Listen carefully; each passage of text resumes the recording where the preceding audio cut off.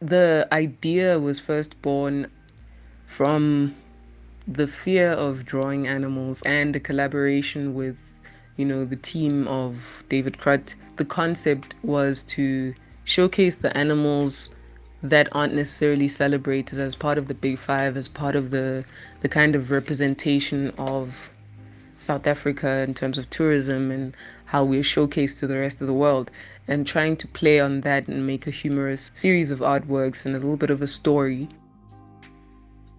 I enjoy illustrating anything with the soul. I like to create things kind of as they are with a little bit of a twist.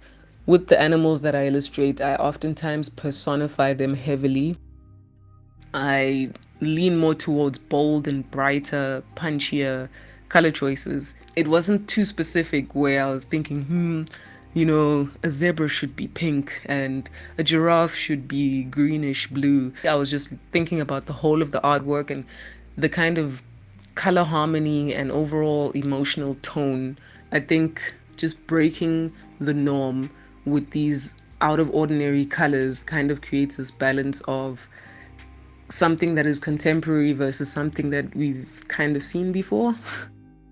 When I do something that isn't as serious and have fun, sometimes I question whether, this is this appropriate for a fine art setting. I have that little insecurity because I was trained as an illustrator, designer, so kind of, intercepting that world and being humorous in a series of artworks.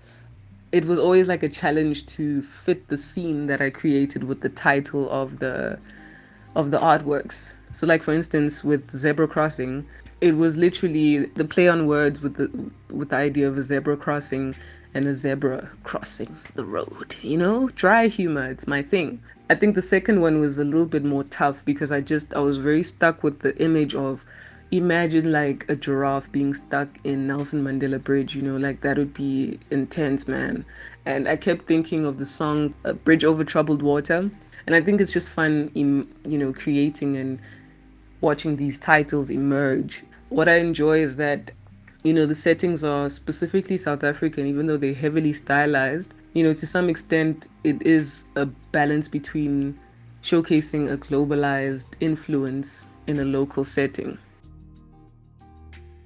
A lot of the time it's quite difficult to collaborate with people with opposing ideas, but I've been fortunate enough to work with a very, very dope group of wonderful people, wonderful creatives, very brilliant at what they do. Even at the point where I was like, yo, let's just wait until lockdown is over. Roxy and the team and everyone was so adamant to make things happen and creating the positives by hand, and I think it influenced the artwork in a very beautiful way. It brought it back to its most traditional sense. I think it was awesome to see like what could come out of something that could be so universally tragic. Overcoming such situations, usually it does take something negative to create a positive. Haha.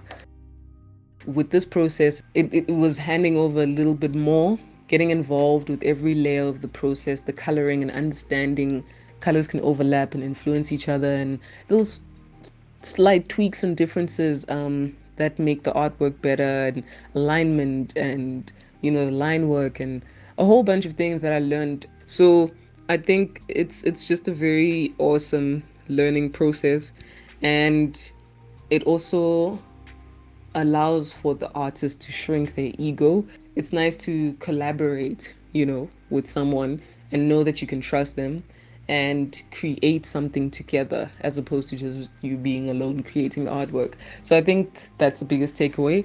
And yeah, it was super dope.